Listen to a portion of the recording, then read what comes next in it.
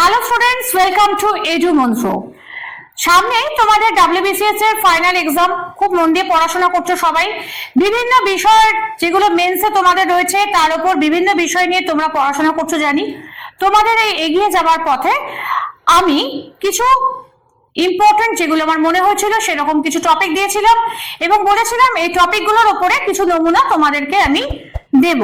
সেরকমই সেই ক্লাসগুলোর মধ্যে আজকেও আমাদের একটা নমুনা প্রশ্ন নিয়ে এবং নমুনা বিষয় নিয়ে ডিসকাশন বা আলোচনার জন্য এই ক্লাসে উপস্থিত হয়েছি।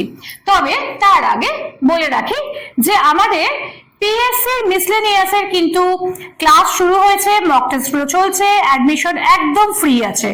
অতএব তোমরা কিন্তু খুব শিগগিরই যারা পিএসসি ক্র্যাক করতে চাও অবশ্যই আমাদের স্ক্রিনে দেওয়া নাম্বারে যোগাযোগ করো। এবং শুধু তাই নয়, তার সঙ্গে সঙ্গে যারা সামনের বছর WBCS পরীক্ষা দেবে ভাবছো তাদের জন্য আমাদের ফ্রি অ্যাডমিশন মান্থলি ফিজে BCS এর ক্লাস কিন্তু শুরু হয়ে গেছে। এবং যারা মনে করছো যে পরীক্ষা দেবে বা ভাবছো কোথায় পড়তে যাবে অবশ্যই আমাদের এখানে স্ক্রিনে দেওয়া নাম্বারে যোগাযোগ করো এবং আরো এ বিষয়ে খুঁটিনাটি তথ্য জেনে নাও। এরপরে আমরা চলে আসছি আমাদের আজকের বিষয়। আমাদের আজকের বিষয় হচ্ছে সম্পাদকীয় পত্র লিখন। তোমরা জানো যে তোমাদের WBCS মেন্স এর পরীক্ষায় একটি বিশেষ বিষয় হলো সম্পাদকীয় পত্র লিখন। এবং সম্পাদকীয় পত্র লিখনের ক্ষেত্রে কয়েকটা জিনিস খেয়াল রাখতে হবে। সেটা হচ্ছে সম্পাদকীয় পত্র লিখনের ক্ষেত্রে প্রথম কথা হচ্ছে ফরম্যাট, অর্থাৎ যে চিঠিটা লিখবে তার গঠন প্রণালীতে 20 নম্বর আছে এবং সাবজেক্ট অর্থাৎ লেখাতে 20 নম্বর রয়েছে। অতএব গঠন বা ফরম্যাটের দিকে তোমাদের কিন্তু নজরটা ভীষণ ভালোভাবে দিতে হবে। আর দ্বিতীয়ত সেটা হচ্ছে যে তোমাদের ওয়ার্ড লিমিট কিন্তু আছে 150টি। অতএব 150টির জায়গায় আমরা ধরে নিচ্ছি +-5, অর্থাৎ 145 থেকে 155টি শব্দের মধ্যে তোমাদের কিন্তু চিঠিটা শেষ করতে হবে। চলো, আজকের আমাদের বিষয় হচ্ছে কৃত্রিম বুদ্ধিমত্তা ও মানব সভ্যতার ভবিষ্যৎ। এই বিষয়ে একটি সম্পাদকীয় পত্র রচনা করুন। দেখো, এটা কাজটা করতে গিয়ে একটু আমার ফরম্যাটটা একটু ভুলভাল হয়েছে, আমি জায়গাটা বলে দেবো তোমাদের। তো এটা একটু তোমরা দেখে নাও। প্রথমেই একদম বাঁদিকের পাশ থেকে আসবে মাননীয় সম্পাদক মহাশয় সমীপেশু, অপত্রিকা আসরণিক কলকাতা। তারিখটা এখান থেকে এই জায়গাটা তারিখটা পড়বে, অর্থাৎ এখানে কিন্তু আমরা লিখবো তাও বা তারিখ। ঠিক আছে, এখান থেকে আমি এটা 19 তারিখে লিখেছিলাম, 19/7/2024। অতএব ওই তারিখটাই আমি দিয়েছিলাম। তোমাদের যেদিনকে পরীক্ষা তোমরা কিন্তু সেই দিনটাই দেবে, সেই দিনের সেই তারিখটাই দেবে, আগের তারিখ বা পরের তারিখ নয়। এবং দ্বিতীয়ত হচ্ছে তারপরে যেটা আসবে সেটা হচ্ছে বিষয় কৃত্রিম বুদ্ধিমত্তা ও মানব সভ্যতার ভবিষ্যৎ। এই পুরো জিনিসটা হবে একদম মাঝখান করে, অতএব এই জায়গাটা এইখান থেকে এইভাবে শুরু হবে। এটা যেহেতু আমার কম্পিউটারে সেট করতে গিয়ে একটুখানি সাইডে চলে গেছে, আমি খেয়াল করিনি, তো সেই জন্য এটাকে কিন্তু সবসময় মিডিলে করতে হবে, যে বিষয়টা তোমার হবে একদম মাঝখান থেকে। এরপরে চলে আসছে এখানে মানে মূল বিষয় যেটা, সেটা হচ্ছে যে আমাদের চিঠিটার মধ্যে মহাশয় আপনার বহুল প্রচারিত সংবাদপত্রে আমি একটি বহু চর্চিত বিষয় কৃত্রিম বুদ্ধিমত্তা ও মানব সভ্যতার ভবিষ্যৎ নিয়ে কিছু বক্তব্য পেশ করতে চাই। এটা একদম প্রথম প্যারাগ্রাফ এবং এই প্রথম যে প্যারাগ্রাফ সেখানে কিন্তু অনেক শব্দ কখনোই খরচা করা উচিত নয়, তাহলে তোমার মূল বক্তব্যের জায়গাতে তোমার কিন্তু শব্দ সংখ্যা কমে যাবে। কারণ মাথায় রাখতে হবে 150টার বেশি, 150 থেকে 155টার বেশি শব্দ কিন্তু তুমি ব্যবহার করতে পারবে না।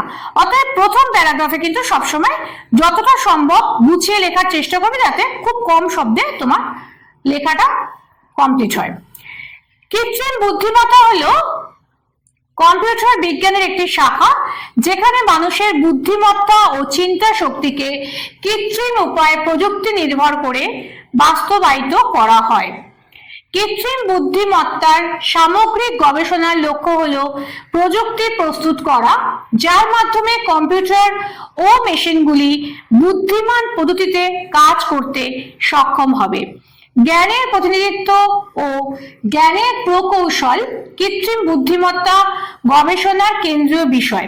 তাহলে এখানে হচ্ছে এআই, আর্টিফিশিয়াল ইন্টেলিজেন্স, এখন ভীষণভাবে প্রচলিত কথা আমাদের ফোনে, স্মার্টফোনে বা বিভিন্ন জায়গাতে এআই দিয়ে আমরা বিভিন্ন কাজ করছি। এবং এই এআই কে বাংলায় কিন্তু বলা হচ্ছে কৃত্রিম বুদ্ধিমত্তা। এবং এটা কি, এর কাজ কি, স্পেশালি এর কি কি কাজ করতে পারে সেটাই কিন্তু তোমাকে এখানে বলতে হবে।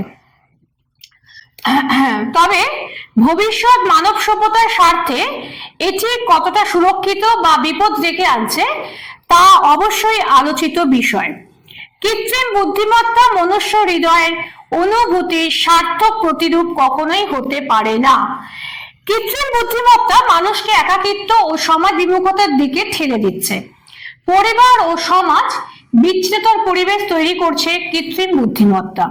তবে কৃত্রিম বুদ্ধিমত্তার শক্তিকে ভালো কাজেও ব্যবহার করা যেতে পারে। ক্যান্সারের নতুন নিরাময় থেকে শুরু করে পরিবেশগত সংকটের সমাধান আবিষ্কার পর্যন্ত অসংখ্য উপায় আমাদের সাহায্য করতে পারে। তাই আমাদের উচিত ভবিষ্যৎ প্রজন্মের স্বার্থে কৃত্রিম বুদ্ধিমত্তাকে অত্যন্ত সাবধানে ও যথোচিতভাবে ব্যবহার করা। তাহলে এখানে যেটা আমরা করলাম দেখো, সেটা হচ্ছে যে কৃত্রিম বুদ্ধিমত্তা কি এবং সেটা কি কি কাজে, ভালো কাজে কি কিভাবে ব্যবহার করা যেতে পারে, এবং এর একটা নেতিবাচক দিকও রয়েছে।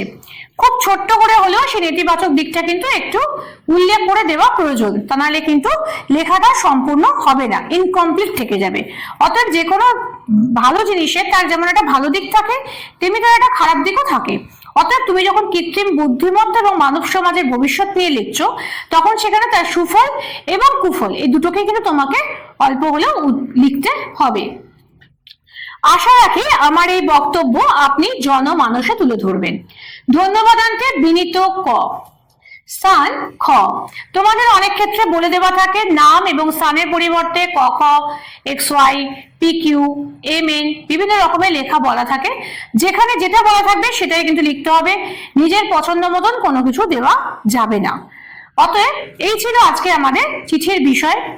আমার ভিডিও ভালো লাগলে অবশ্যই লাইক করো, বন্ধুদের মাঝখানে শেয়ার করো যারা একসাথে পড়াশোনা করছো, এবং তার সঙ্গে যদি কোনো প্রশ্ন থাকে অবশ্যই কমেন্ট করে আমাকে জানাও যে তোমাদের যে প্রশ্ন।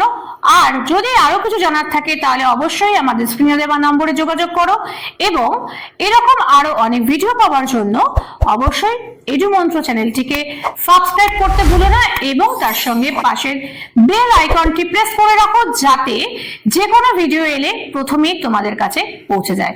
আজকের জন্য এইটুকুনি, ফিরে আসবো খুব শিগগিরই অন্য কোনো বিষয়ের ভিডিও নিয়ে।